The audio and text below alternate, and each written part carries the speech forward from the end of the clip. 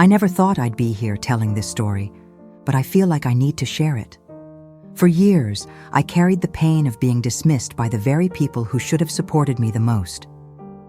Ever since I was a child, I was fascinated by cooking.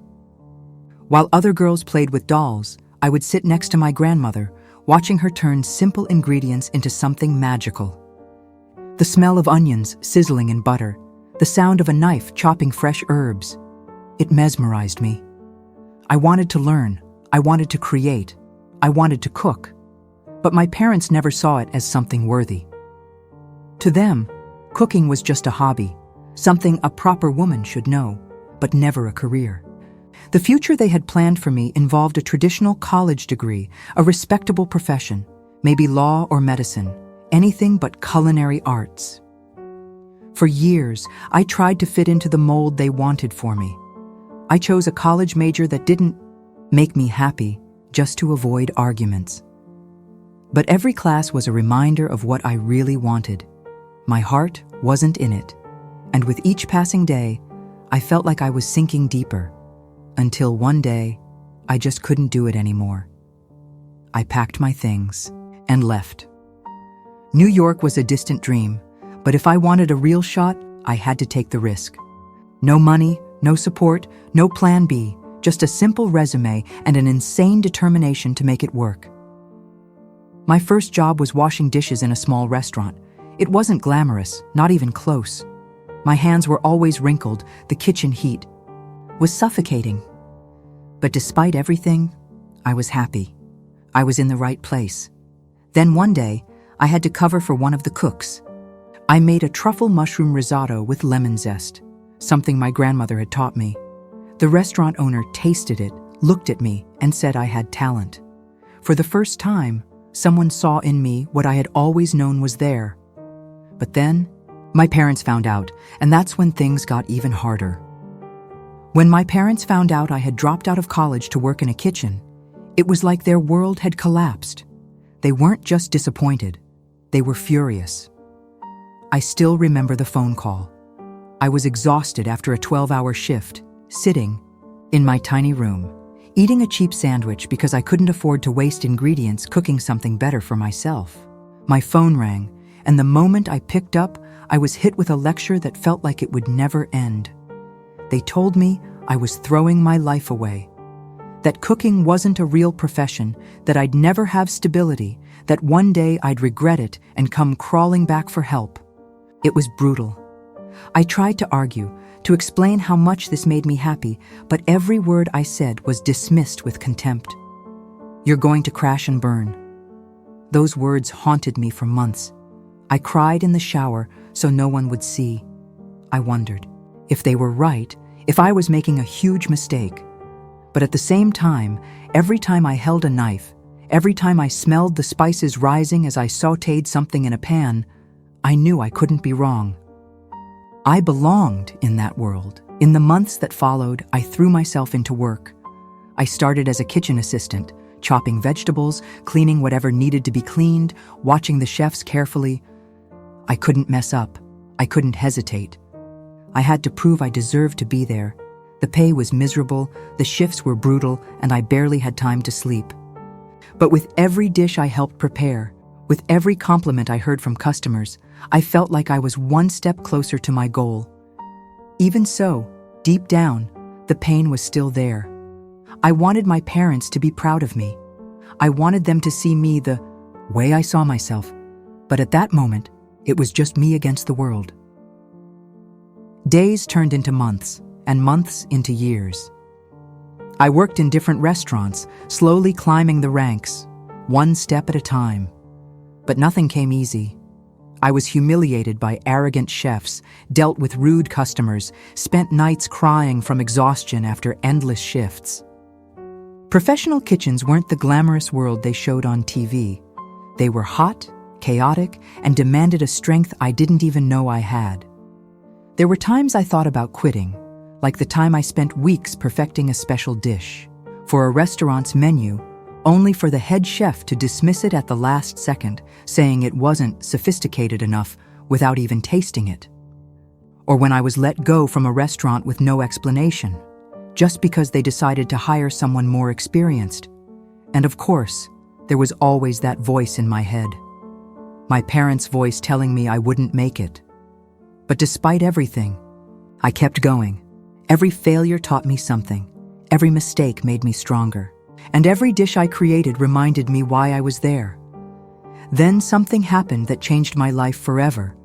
I was working at a small bistro, a quiet place, but with loyal customers.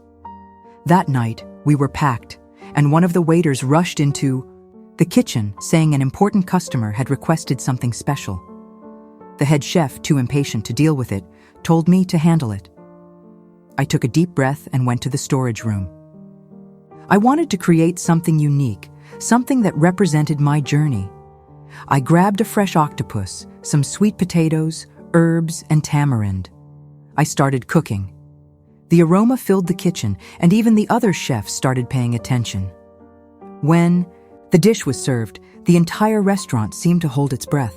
The customer took a bite, closed his eyes, and smiled. A few minutes later, he asked to speak with the chef who had made it. I was called to the table, and when I got there, I almost forgot how to breathe. Sitting there, looking at me with curiosity, was Lucas Laurent, one of the most renowned chefs in the country.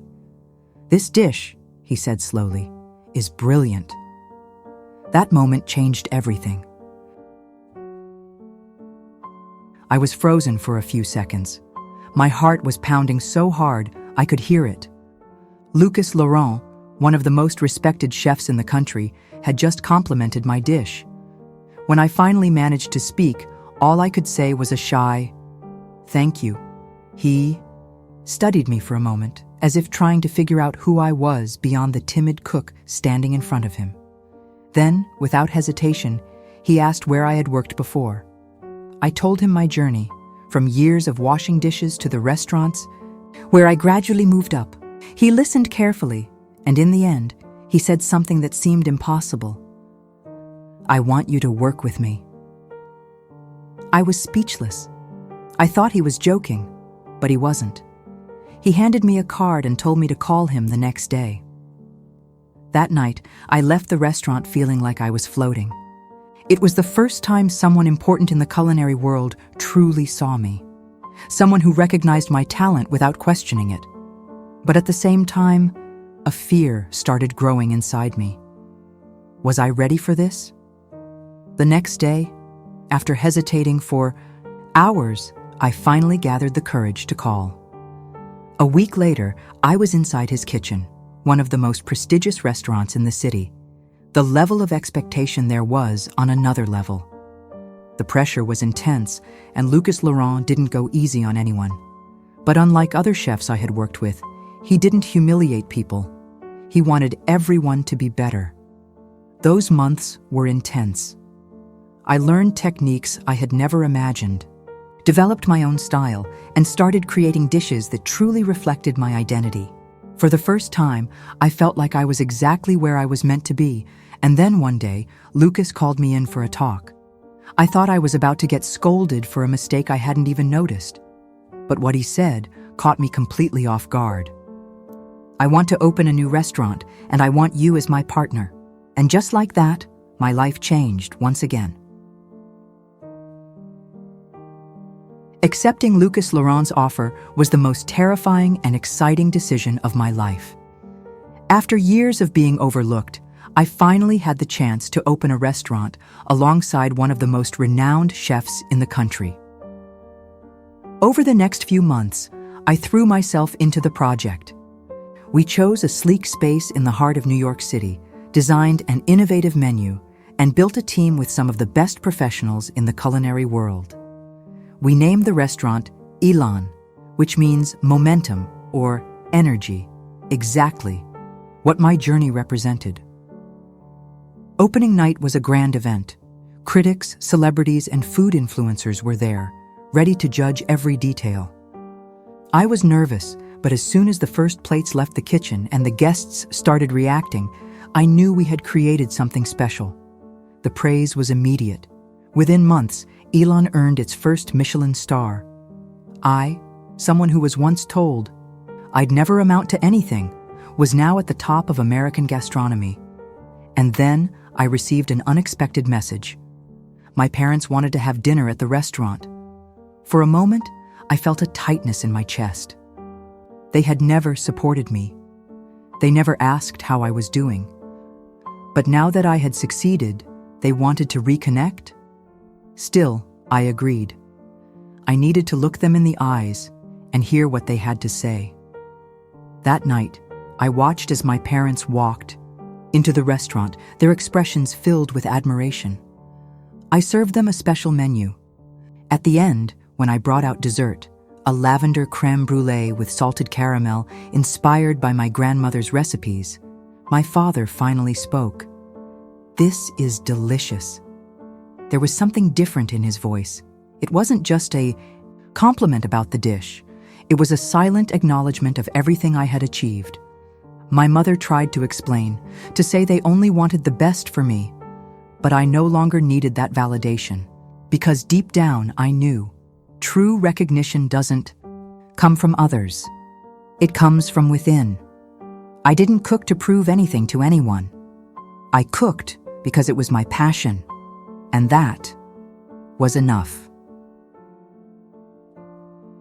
If you enjoyed this story and want more tales of twists and triumph, don't forget to subscribe to the channel and hit the like button. It really helps me keep bringing you more amazing stories.